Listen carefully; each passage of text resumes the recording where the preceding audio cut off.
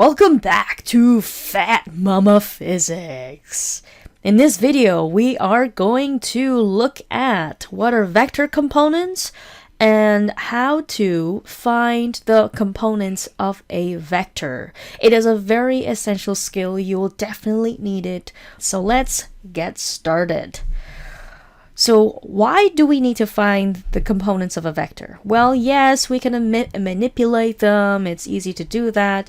But the important thing about vectors is that when they interact, when say you have two vectors that say add or subtract, or if they're affecting one another, only the components in one direction will affect one another. In other words, let's say you have a vector, say if you have a ball traveling upwards at a specific angle, only the vertical vectors will affect one another, and only the horizontal vectors will affect one another. And we will go into that in more detail as we look at examples in the rest of this unit and other ones. So the important thing is vectors acting independently of each other. So keep that one in mind. How do we do that? Well, first of all, we need to, in order to find a vector its components, is we need, and to look at what they are, we need to first define a coordinate plane, an XY coordinate plane. And there is a method to determine the one that's more useful to you. Usually it's your north, south, east, west direction, up and down. But there are cases where that might change. Then you need to make sure your vector has a magnitude and direction. If you don't have any one of those, you are not going to be able to determine your components. Then you put your vector in your XY plane, and we're going to do some trig. Example number 1, we have 82 meters at 24 south of east. So if you don't remember the direction language, make sure you refer back to a previous video or to recap on that lesson. This vector we have here is a displacement vector. And the first step here is we're going to determine our XY coordinate plane. Now, since it's already mentioned south and east, we might as well use our compass, north, south, east, west. So I'm going to start with drawing that on my screen here. North, south, east, west. Okay, and next up our vector does have magnitude and direction. Our magnitudes are 82 meters, direction is 24 degrees south of east. Place your vector in relation to your XY coordinate plane. So our vector, I'm going to first draw an arrow that's in the southeast direction. I'm not going to be perfect the first time I do it because... And it's okay. It's okay if you're not perfect the first time you draw your arrow. I'm just going to draw an arrow in that general direction. So I've covered the southeast. Now I want to figure out which angle is my 24 degrees. Is it this angle or is it that angle that's 24 degrees? Let's zoom in. To do that, I'm going to have to go back to this language. So remember, south is describing the east. East is the most important direction, so we have to go east first. In other words, think of this as a flipped way of describing the direction of which you go from the starting point. So from the starting point, I'm going to go east first. Then I go south. All the way down here. So this is my right triangle. And my angle 24 degrees is this one right here. Then I'm going to just label this label 82 meters here. And I'm ready to go. I'm ready to go to find my X and Y components. In other words, you can call this your vertical and horizontal components, but that's more relevant in the next example. Just you wait. Let's start with the X component. So what I mean by the X component in this coordinate plane. So imagine this is a graph. The X-axis and the y-axis here. So your north-south is like your y-axis, your west-east is your x-axis. So my x component, or my my west-east direction, let's start with that, okay? How do we figure out this side length, this component side? So really we're just finding this side of this triangle when we're looking for the components. We have an angle and we have the hypotenuse. Now, if we look at this side in relation to this angle, this is the adjacent side. So if we have adjacent and we have the hypotenuse, what does that give us? And you're right. This is ka in SOHCAHTOA. The xc as your cosine. We have cosine of 24 degrees. This is equal to our adjacent, which is our unknown x component, over our hypotenuse, which is 82 degrees. 82 meters. Man, I'm saying all this weird stuff today. Okay, so we multiply, we need to isolate for our x component, our x. So to isolate for that, we need to move everything to the other side. And we'll start off by multiplying our 82 meters first. And we get 82 meters cosine 24 equals 2x. And we now pull out our trusty calculator. So we go 82. I'm going to use my mouse so you can see where I'm putting 82 cosine 24, bracket it, is 74.9. So we get x is equal to 74.9. And that's going to round up to about 75 meters. Okay. And don't forget, I need to write the directions east. Now, if you take a look at this angle here, is 24, which is not a very huge angle, which means in relation to your other angles for your arrows, this is actually pointing quite, if I had to draw this in real life, it kind of looks more like this, as opposed to pointing all the way down here. So that just means that if I have to find this side of this triangle versus this side of the triangle here, I expect my x component to be quite big in comparison to my y here. So in fact, getting a 75 meters pretty close to an 82 meters is something I would expect. And this is something you can do to check your answer at the very end. So let's confirm that by looking at our y component. Let's see if we can figure that out. Our y component, being this one over here, is going southward. And if we take a look, it is opposite to our 24 degrees. So we have our opposite, we have our hypotenuse. What are we missing? So, of course, which leaves us with sine 24 equals to our opposite, our unknown y component, over 82 meters. Isolating for y, just like we did above, multiplying both sides by 82 meters, we get y is equal to 82 meters times sine 24. We put that in our calculators, sine 24, and we get 33.35 rounded up to 2 sig figs, 33 meters south. And this does show us that the y component is not very large, which doubly confirms my initial thought, in which the x component should be much larger than our y, since our angle here is a little bit flat. We have a longer horizontal side than our vertical side. Okay, so that is how you do example 1. Now, on to example 2. I would suggest, if you're already comfortable, give it a shot. This one, it's a little bit different because we're talking about the up and down direction, because notice it's above the horizontal. So I would give that a shot if I were you. Okay, so there's that. One other thing that I want to talk about is a little prompt that I'm going to get seed into your mind, and I want you to think about it for the rest of this video. I will address it at the very end, and it is this question that I just wrote at the end here. And this is the question.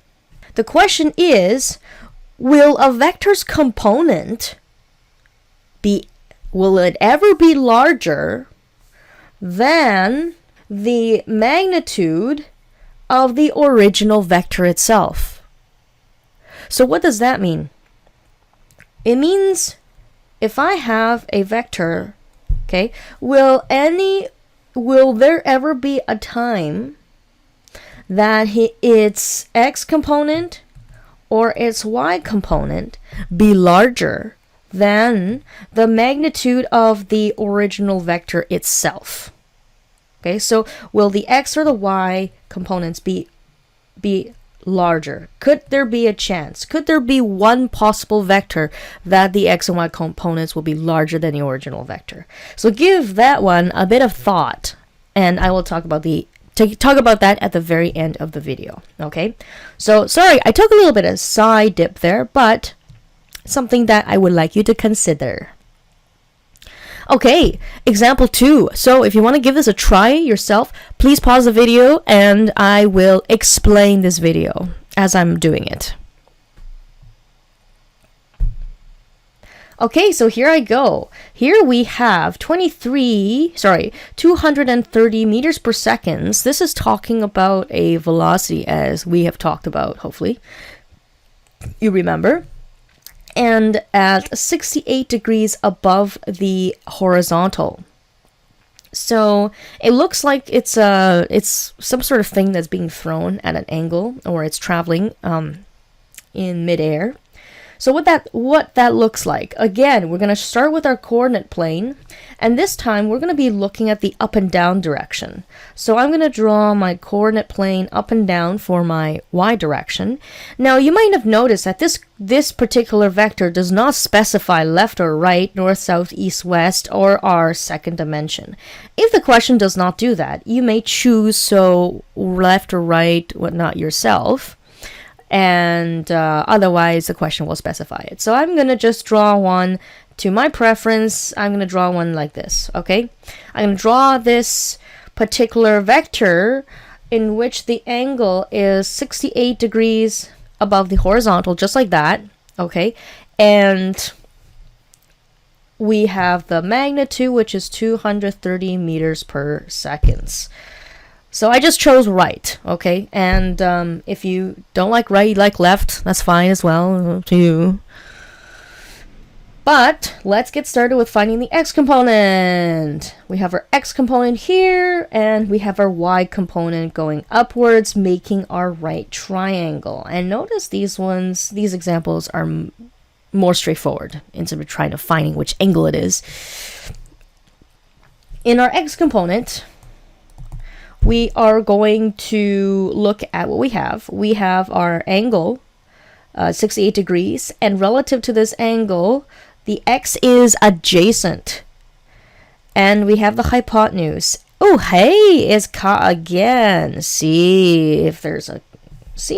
Notice that there is some pattern from our previous question, eh? Okay, so we have cosine 68 degrees equals our adjacent side, our x component, over 230 meters per second. Let's, again, just like the previous question, multiply both sides by 230 meters per second, and we're left with x is equals to 230 times cosine 68. Let's enter that into our calculator. We have 68. And that's 86. And rounded up to 2 6 86 it is. 86. Any time where you feel that this is going too slow for you, feel free to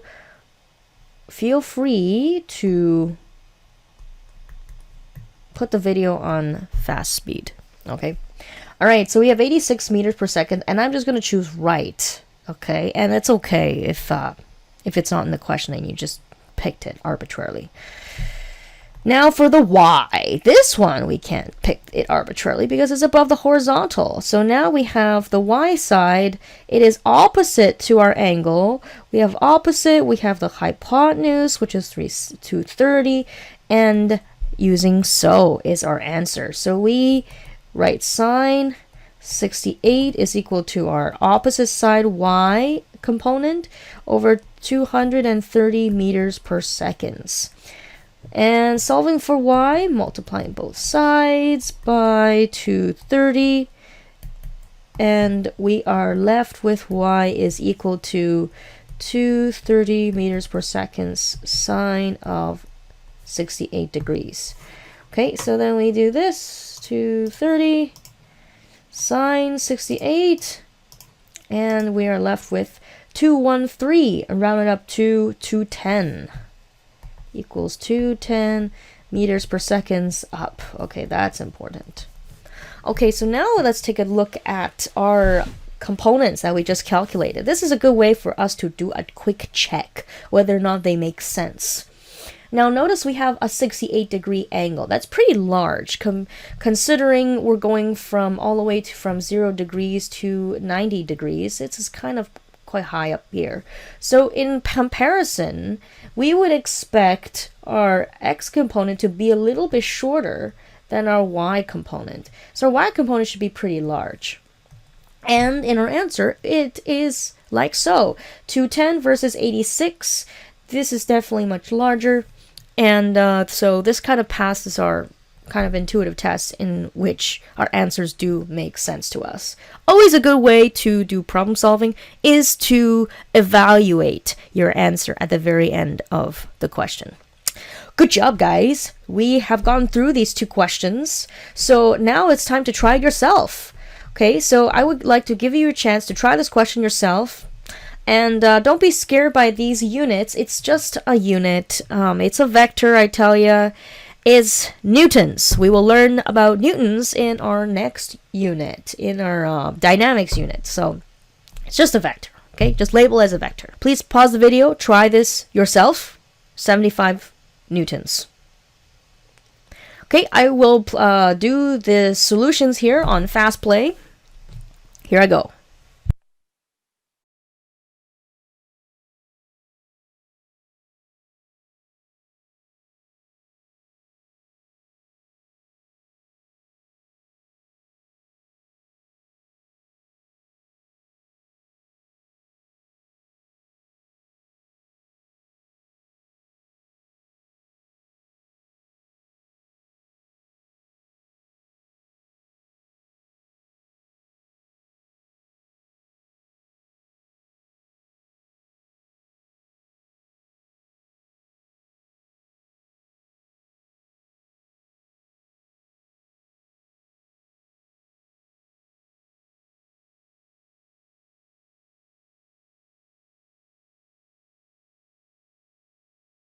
Alright, let's come back together. So, notice a few things in this question that we just gone over.